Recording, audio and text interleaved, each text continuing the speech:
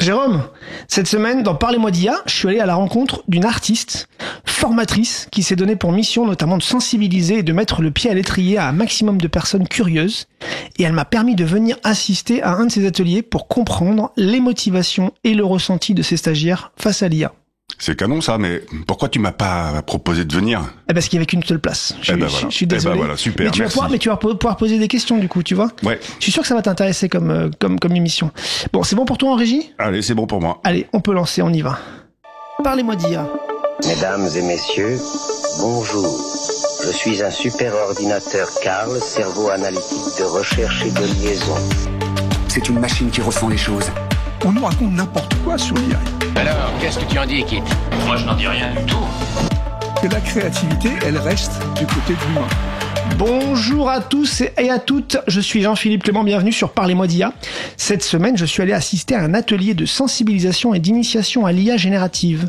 Et c'était très intéressant de voir ce panel de stagiaires découvrir ou creuser ces nouvelles pratiques, aidés et accompagnés par une artiste. Vous êtes bien sur Cause Commune, la radio des possibles. C'est Parlez-moi d'IA. Nous avons 30 minutes pour essayer de mieux comprendre ces nouveaux outils sous leurs aspects sociétaux, culturels, sociaux, éthiques et pourquoi pas politiques. Cause Commune que vous pouvez retrouver sur le web cause-commune au singulier.fm, sur la bande FM 93.1 et sur votre podcast préféré, votre plateforme de podcast préférée. N'hésitez pas à nous liker, à nous donner des étoiles parce que ça manipule les algorithmes et c'est cool de manipuler les algorithmes. Vous écoutez Parlez-moi d'IA. C'est la première recommandation du rapport de la Commission de l'intelligence artificielle remis au président de la République le 13 mars 2024. Recommandation numéro 1, créer les conditions d'une appropriation collective de l'IA et de ses enjeux en lançant un plan de sensibilisation et de formation de la nation. Bon, ok, on peut être que d'accord avec cet objectif. C'est un peu notre objectif aussi ici. On a le même. Monsieur le Président, il faudrait dire à toute la nation d'écouter Parlez-moi d'IA, hein ? Bon, non, plus sérieusement et concrètement, comment on fait en fait pour faire ça ? Alors, pour aller dans ce sens, certains diront comme par hasard, Microsoft annonce dans la foulée de cette recommandation le lancement de son plan À vous l'IA, et dixit Microsoft, un grand mouvement de mobilisation nationale pour démocratiser l'adoption de l'IA. Dans les faits, l'objectif est de former 100 000 Français, actifs comme étudiants, chefs d'entreprise comme salariés, associations ou entrepreneurs et entrepreneurs sociaux. Pourquoi pas ? Mais il va falloir aimer le e-learning et les formations en ligne sur Emploi Store pour les demandeurs d'emploi, sur LinkedIn Learning, ça peut être sympa, et les MOOC par exemple de Mandarin Academy. Bon, c'est sûrement très bien, mais cela laisse encore beaucoup de monde sur le côté de la route. Et tous ceux qui ont besoin finalement de présentiel, ceux qui apprécient le contact humain, ceux pour qui c'est essentiel d'embarquer sur cette nouvelle route avec de l'humain. Et bien pour ça, il existe des formatrices et des formateurs, souvent des artistes, qui ont envie de transmettre leur passion et leur savoir-faire en séance présentielle. Nous en avons croisé une, elle a bien voulu nous faire assister à l'un de ces ateliers. Elle est artiste de longue date dans le visuel, elle va nous en parler. Elle est aussi formatrice déjà de Adobe Premiere et d'After Effects, elle est motion designer aussi depuis 15 ans. Et puis désormais, elle est dompteuse, elle est formatrice IA générative, Midjourney et Firefly. Bonjour, Sophie Arras. Bonjour, JP. Merci d'être avec nous en studio. Merci de m'accueillir. Alors, une question simple, pour le coup, Sophie. Comment vous avez plongé dans l'IA ? C'est simplement un outil absolument fabuleux. Moi, ça m'a touché, émotionnellement touché le cœur. Les premières images que j'ai générées, j'en pleurais de joie de voir la machine comme ça passer au stade supérieur de son évolution. En fait, on n'était plus juste à un fait, j'appuie sur une touche, il se passe quelque chose de programmé, il se passe toujours la même chose. En fait, l'IA maintenant a une latence de création qui est beaucoup plus importante et c'est beau de voir la machine se tromper, c'est beau de voir la machine ne pas être exacte et voilà. C'était quoi votre premier prompt ? Oh là Mon premier prompt, moi j'ai beaucoup prompté sur les Inuits en fait, sur le pôle Nord et les paysages enneigés, voilà. Et c'était probant ? Oui, c'était beau. Pendant une semaine, je me levais tous les matins de 5 à 5 heures du matin et je promptais de 5 à 7 sous Firefly, voilà. Pendant plusieurs semaines ? Oui, pendant les vacances de Noël, en fait. D'accord. Et du coup, comment vous êtes arrivé ? Bon, alors, donc là, il y a tout un processus artistique de création et donc personnel, finalement. Là, oui, au début, oui. Et comment vous en êtes arrivé, du coup, à vous dire, mais c'est tellement génial que je vais le partager et je vais créer des formations un peu d'initiation finalement qui permettent aux autres d'avoir la même appréhension de cette IA de votre point de vue, quoi. Alors celle que vous êtes venu de voir, c'était donc de l'initiation grand public. Après il y a des formations mi-journée pour des publics plus graphistes et arty. Mais c'est vrai que quand j'ai vu, excusez-moi, hein, tous les inepties que j'entendais à la télévision, des Éric Satin, etc., avec des discours alarmistes au sujet de l'arrivée de l'IA, j'ai été en colère. Ouais, est-ce que vous êtes une enthousiaste? Ah, moi je suis une convaincue. Enfin, c'est magnifique. Alors tous les androïdes, etc., on est loin de la science-fiction de Total Recall et je pense pas qu'on y arrivera dans les 3 ans. Mais bon, en restant dans la machine, c'est splendide, quoi. Ça va dans le sens de l'évolution et c'est tout un champ qui est ouvert au niveau artistique, psychologique, recherche. Et je trouve qu'avoir un discours alarmiste et inquiéter mon grand-père, ma grand-mère, mes frères et mes sœurs à ce sujet-là et leur empêcher d'avoir un contact fluide et simple et émerveillé avec cet outil, j'étais un peu fâchée après tout ça et j'ai dit non, il faut remettre l'église au milieu du village et montrer aux gens que c'est un outil fabuleux, quoi, et qu'ils l'expérimentent et qu'ils le voient et qu'ils aient ce waouh et cette affection pour la machine. Et ça, moi, je l'ai assisté et je vous confirme que vous avez un élan communicatif et très fort vis-à-vis de ce groupe. Et puis il y avait aussi l'aspect présentiel que je trouvais important, vraiment, parce que l'e-learning c'est bien, hein, c'est un bon outil, mais voilà, quand on est avec les gens, c'est important aussi et c'est beaucoup plus impactant pour eux en fait que être derrière des écrans encore et toujours. Alors vous m'avez permis d'y aller, on va emmener nos auditeurs aussi dans cet atelier. On va leur faire entendre un petit peu les différents participants. C'était aussi un peu l'idée, hein, d'arriver à avoir des réactions en direct des stagiaires. Donc on est à Paris, dans le 14e arrondissement, un soir, près de la gare Montparnasse. Et puis cet atelier, il a été un peu co-organisé avec Chantal Droulez du cabinet Towards. Et elle nous explique en fait comment ce groupe auquel vous allez donner cet atelier s'est constitué. C'est l'extrait numéro 10, monsieur Sorel. Le collectif s'est constitué au moment du Covid. La ville de Paris a initié un programme de soutien aux entrepreneurs en difficulté parce que au moment du Covid, tous les entrepreneurs ont été dramatiquement touchés pour certains. Donc ils ont lancé un programme d'accompagnement spécifique des entrepreneurs qui s'appelle Réactive.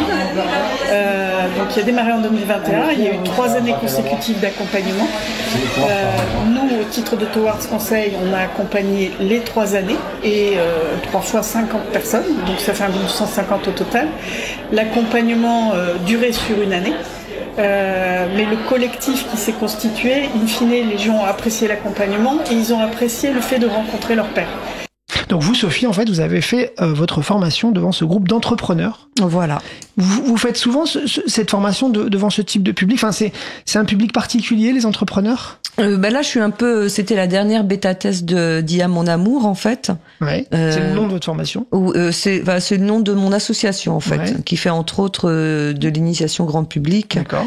Et donc vous avez réalisé cette formation cette fois-là devant un groupe d'entrepreneurs. Mais c'est quel type de public généralement que vous avez en formation? Alors, on est passé par une maison des associations, en fait, qui est à Melun, à Place D, et je me suis retrouvée avec un public, en fait, un public cadre, beaucoup, même un chargé de la culture de la mairie qui est venu, le cabinet des personnes qui travaillent en cabinet de conseil numérique, des ingénieurs chez Alstom, et puis des personnes comme des professeurs de yoga ou des designers de vêtements qui avaient besoin de faire des visuels, en fait, pour leur communication. Et c'est vrai que l'IA permet de fabriquer du visuel très rapidement. En fait, tous les publics. Alors, en fait, tout le monde est intéressé finalement par regarder un petit peu comment ça fonctionne et parfois avoir des objectifs précis. Là, c'était quand même des gens qui sont déjà bien avertis. Ouais. J'avoue. D'accord. Des gens qui étaient déjà bien avertis. Et donc, qui étaient contents d'avoir votre expertise en plus. En fait, d'avoir du savoir. Qu'on leur donne du savoir qualifié avec des sources qualifiées pour ou eux augmenter leur expertise. Et d'ailleurs, au cours de l'atelier que j'ai suivi, moi j'ai été surpris parce que assez rapidement, dans les débuts il y a tout de suite eu la question du prompt. Et on peut écouter du coup une stagiaire qui se dit un peu en difficulté. Aujourd'hui, c'est difficile d'avoir des images vraiment. Si on veut quelque chose d'onirique et c'est facile. Mais pour avoir quelque chose de spécifique, ça peut vous faire n'importe quoi. C'est sa vie pour avoir une image et on n'aura toujours pas celle qu'on voulait. Alors, il y aura une façon de lui demander. Hein. Oui. Alors on t'entend d'ailleurs répondre en lui disant mais ouais effectivement ne t'inquiète pas, on va y arriver. Et elle fait état de la difficulté à prompter. Comment vous réagissez quand on vous pose cette question? En fait, ce qui se passe, c'est que il y a des IA spécifiques, il y a des IA spécialisées en fait. Ça dépend sur quel corpus de data ils ont été organisés. Et donc là, c'était une personne qui travaille dans le design d'intérieur, architecte d'intérieur, et qui avait besoin de créer des images très spécifiques, très particulières en termes de matière, en termes de mensuration de ces salles. Et donc là, l'IA sur laquelle on travaillait, qui est l'IA qui s'appelle Adobe Firefly, qui est une très mignonne petite IA, n'est pas spécialisée en design d'intérieur. Donc c'est vrai qu'il faut quand même avoir... quand l'attente est extrêmement spécifique et que l'IA n'est pas spécialisée dans le domaine donné, on n'a pas ce qu'on veut non plus. Il y avait effectivement eu le débat sur ça, il a fallu l'expliquer. Oui. Qu'on n'était pas face à un outil qui allait exactement faire le visuel souhaité, qu'il fallait avoir accepté une part d'aléatoire. Exactement, et c'est ça qui est beau, c'est qu'on n'est plus dans l'ancienne machine, dans l'ancien rapport à la machine où on appuie sur un bouton CTRL-C, CTRL-V, elle fait ce qu'on veut. Là, le rapport à la machine change et évolue. Voilà, et apparemment, c'est pas toujours une évidence à comprendre pour les gens, et c'est normal tant qu'ils l'ont pas expérimenté. Donc parfois elle fait des merveilles, parfois elle crée des choses absolument magnifiques et elle nous surprend, elle nous dépasse, elle synthétise la culture passée.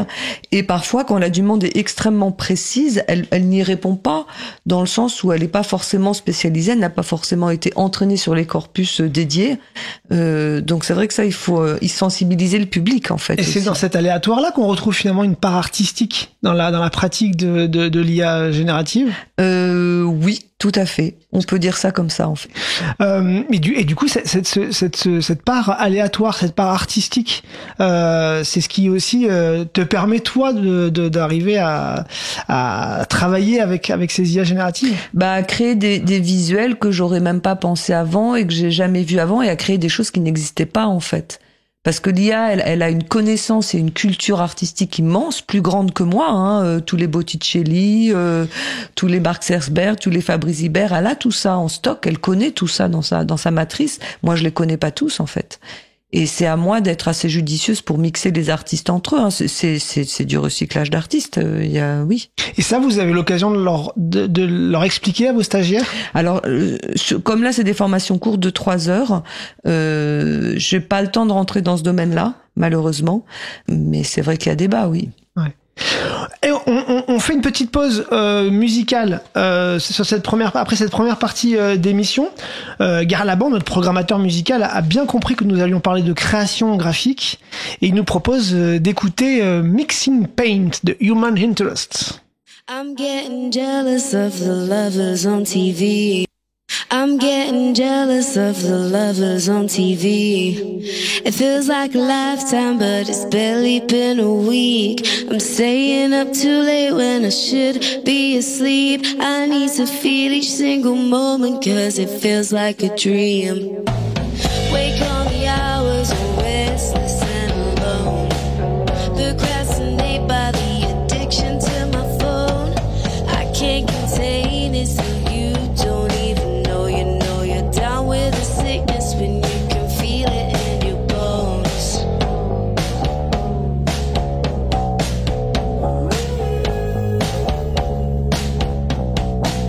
I'm mixing pain. I'm mixing pain. I've got an itch and I'm waiting for the bite. Draw the blood out of my nectar. Of a dream, I need to ride out the nightmare, 'cause I'm living asleep. Wake in the middle of a forest alone. Poison ivy is caressing my throat. I try to scream, but the leaves have morphed into my bones. I know I'm down with the sickness, I can feel it in my soul. I'm mixing pain. I'm mixing pain. I'm mixing pain. I'm mixing pain.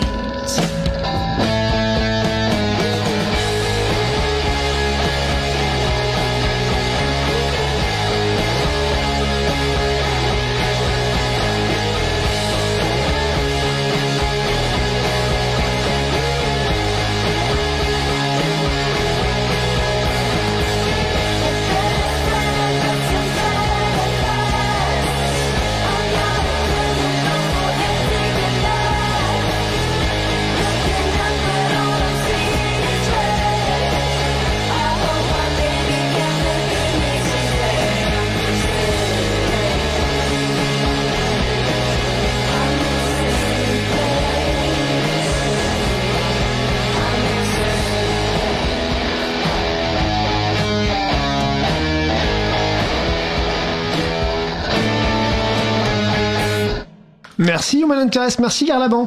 Vous êtes toujours sur Cause Commune en FM 93.1 à Paris, toujours Parlez-moi d'IA, toujours l'épisode consacré aux formations qui mettent le pied à l'étrier, à l'IA et à l'IA générative notamment, avec Sophie Araps qui est artiste, motion designer et qui désormais aussi initie le grand public aux IA génératives.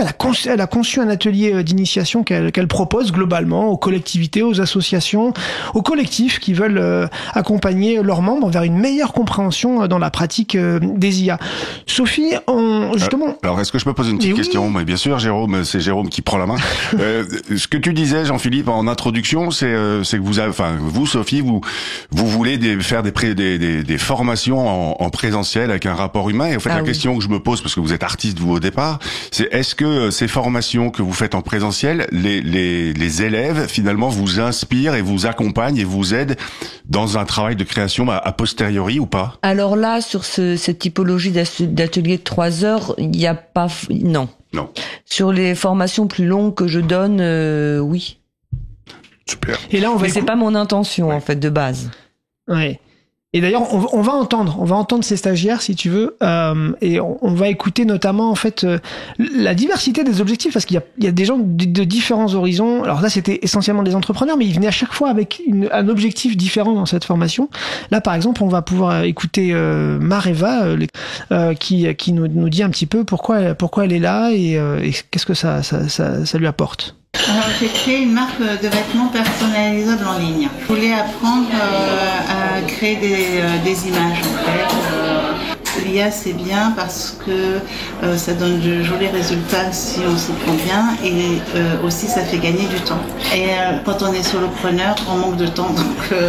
Et tu voulais faire quel type d'image en venant? Alors c'était des images qui pouvaient être jolies pour agrémenter des posts, par exemple des posts sur Instagram, donc des fonds.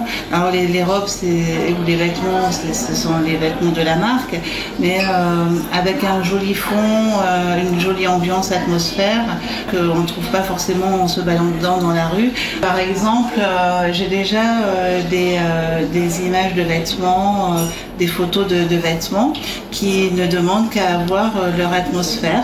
Il faut juste trouver la bonne atmosphère qui va avec le vêtement. Et tu penses que tu vas pouvoir réutiliser ce que tu as vu ce soir rapidement? C'est sûr et certain parce que sur les réseaux sociaux, il faut publier au mieux tous les jours, au pire au moins 2-3 fois par semaine. Donc il faut exploiter ça très rapidement. Bon, je vous ai pas menti, hein, on est dans un café. C'est un groupe très convivial, donc on s'est tutoyé assez rapidement tous. Sophie, comment on fait pour justement arriver dans une formation comme ça à donner un peu à chacun ce qu'il est venu chercher? Comment on arrive à faire ça? Comment on arrive à chaque fois à bien entendre, à bien écouter ce que chacun veut et à essayer de l'amener vers Alors, je pense qu'il faut avoir envie de partager de base. Après, il y a des gens qui viennent chercher des choses qu'ils trouveront pas. Hein. Oui. Voilà, quelqu'un qui veut faire du design d'intérieur avec Firefly, cette IA spécifique, qui est une très bonne IA d'Adobe, mais qui est pas dédiée à faire du plan d'architecte en 3 heures. Je pourrais pas lui donner ce qu'elle veut. Ouais. Voilà, donc ça c'est. Ça, vous êtes assez clair en introduction. Là, c'était la première fois que j'étais confrontée à ça. En fait, j'avais jamais eu d'architecte d'intérieur qui était venu. Je m'attendais pas à cette demande.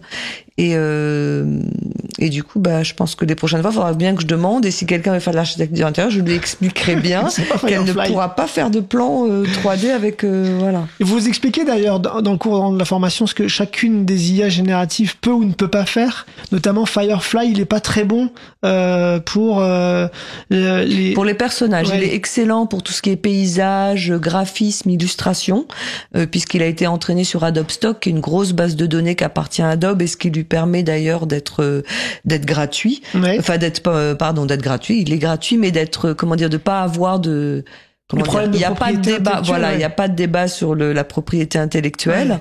Ouais. Voilà. Donc, mais pour tout ce qui est visage, c'est pas son point fort. Voilà. Ouais. Donc il faut le savoir. Par contre, elle est très forte en paysage, en ambiance, comme disait Mareva, chercher des ambiances pour ses créations. Oui. Voilà. Donc, on peut aussi écouter du coup, alors Chantal, c'est un peu la co-organisatrice aussi de cet atelier, et elle venait pas du tout pour un aspect professionnel. En fait, moi, ce qui m'intéresse dans l'IA générative, c'est quelque chose de très personnel, pas du tout professionnel pour le coup. Ce qui m'intéresse, c'est de pouvoir créer des images et satisfaire mon envie de créativité, alors que je ne suis pas peintre ni dessinateur. Et que j'ai quand même envie de m'amuser dans le domaine. J'ai une connaissance de l'IA pour un usage professionnel sur des usages sérieux. Mais c'est pas ce que je venais chercher ce soir. D'accord. Je trouve le résultat extrêmement intéressant et je suis très satisfaite du résultat que j'ai obtenu. Et je m'attendais pas du tout à ça quand j'ai démarré. C'est quand même ça la vraie révolution. Bah oui, c'est ça qu'on veut. Parce qu'en fait, les gens, ils sont hallucinés de pouvoir enfin eux-mêmes produire des créations, faire leur art. Oui. Et explorer, du coup, ils explorent leur propre imaginaire et ça, c'est merveilleux. Il n'y avait pas d'outils qui le permettaient de façon aussi facile et accessible, en fait. Donc, c'est vraiment tout un champ qui s'ouvre à tous les niveaux, quoi. Aussi bien au niveau artiste qu'au niveau rapport de l'homme à lui-même, rapport de l'homme à la culture, rapport de l'homme... Et c'est là, quand même, malgré tout, qu'il faut avoir... un peu de culture. Ah bah oui, c'est là où ça devient le plus intéressant, oui. Parce qu'on peut du coup... Mais du coup, on devient DA, en fait. Au lieu d'être peintre qui mélange ses couleurs pour avoir le bon rose ou le beau bleu... DA, c'est quoi ? Directeur artistique, en fait. C'est ça. Voilà. On donne une direction à nos créations, mais c'est pas nous qui tenons le pinceau, quoi. Alors, on tient pas le pinceau, mais c'est nous qui posons le cadre, qui donnons la direction artistique en fonction de ce qu'on veut faire, ce qu'on veut transmettre. Mais du coup, on passe plus de temps, tout l'aspect technique et volatilisé, en fait. Et ça, il se retransmet ailleurs, dans la gestion du prompt. Mais c'est vrai que la position du faiseur d'images, que ce soit du grand public, parce qu'il y a du grand public qui fait des très bons boulots, ou que ce soit de l'artiste plus chevronné, change. La position change, en fait. Et ça, c'est beau, le changement, c'est bien quand même. Et ça, vous le voyez dans les yeux des stagiaires, l'espèce d'effet waouh. Ah bah oui, bah Chantal l'a bien dit, quoi. Il y en a qui prennent le gap et qui comprennent que waouh, c'est très powerful, quoi. Ouais. On peut aussi écouter, alors, un Pascal. Alors lui, Pascal, c'était un peu l'élève perturbateur du stage, mais sympathique, hein, quand même, mais qui était là pour aussi des objectifs plus précis. Pascal, qu'est-ce que tu étais venu chercher ce soir ? Plus de connaissances, d'approche vis-à-vis de l'IA, puisque je m'en sers un petit peu dans la formation, et je trouve que c'est très puissant. Comme je te disais tout à l'heure, tu peux construire une formation avec un côté plus académique, que moi j'ai, par exemple, pour j'ai fait quelque chose, et quand tu veux le présenter après à des entreprises, ça fait plus sérieux, il faut dire qu'il y est. Donc ce côté-là m'intéresse. Et puis le côté image... Tu avais déjà essayé Non, côté image, non. Moi j'ai utilisé que le côté texte, parce que c'est plus ce côté-là qui m'intéressait. Le côté image, c'était plus par curiosité, pour voir qu'est-ce qu'on peut en dégager, par curiosité, puisque j'ai vu ce qu'on pouvait faire avec le texte. Et je me suis dit, tiens, l'image, qu'est-ce que ça peut donner ? Non, c'est intéressant de voir ce qu'on peut faire avec. Après, si tu as un regard négatif, effectivement, tu peux avoir peur, de détourner des images ou de détourner des personnes en travesti alors qu'ils ne le sont pas. Enfin, tu vois, c'est un côté très puissant. Mais après, comme je dis toujours, quand il y a quelque chose qui existe et qui est fort, faut regarder toujours le côté positif des choses. Et puis après, tu fonctionnes avec et puis terminé.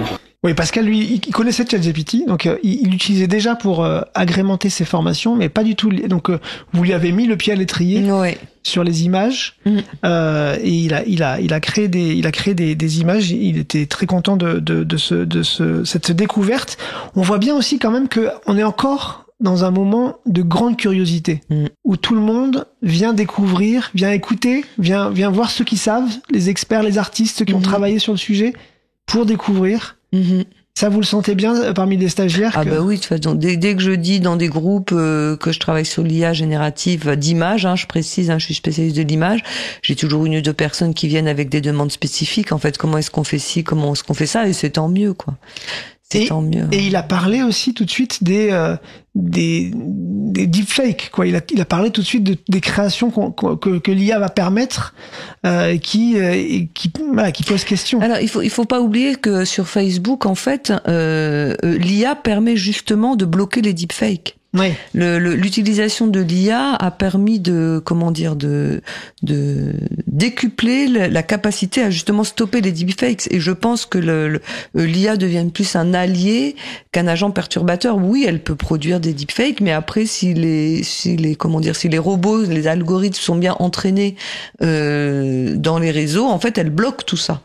Et il y a justement Yann Lecune qui a une intervention au Collège de France où il montre très clairement qu'en 2017, il y avait 20% des deepfakes bloqués sur Facebook et qu'en 2020, ils en sont à 80% et même plus parce que justement, l'IA arrive à repérer les deepfakes et les bloquer. Donc en fait, c'est plus un allié qu'un agent perturbateur au final. Et dans votre initiation, pour vous, c'est important aussi de le dire et de le redire? Eh ben, il faudra que je dise plus. Je note, tiens. Bon, c'est très bien. Eh ben, écoutez, Sophie, voilà, on est déjà au bout de l'émission. Merci pour vraiment cette immersion dans le domaine de la formation et de l'initiation. C'était très intéressant. Merci pour ce partage. Votre formation et votre association, Il y a mon amour. Elle s'appelle Il y a mon amour. Ah, mon amour. On vous retrouve sur LinkedIn notamment, Sophie Arras. Oui. Et si vous êtes une maison des associations, une collectivité, un collectif, et que vous avez envie d'initier un groupe, Sophie, elle fait ça très bien, je peux vous l'assurer, et de manière aussi très artistique. C'est-à-dire que c'est pas un cours, où on va s'ennuyer. C'est un cours très très enlevé, très artistique. Merci beaucoup pour ce partage, Sophie. Merci JP. Et puis vous êtes sur Cause Commune. Merci Cause Commune. Merci Cause Commune. Vous restez sur 93.1 sur Cause Commune, et puis sur Cause Commune il y a plein d'autres programmes intéressants. N'hésitez pas à aller sur causecommune.fm, n'hésitez pas à aller voir Rayon Libre par exemple de l'émission de Jérôme sur le vélo, et puis on se dit à bientôt.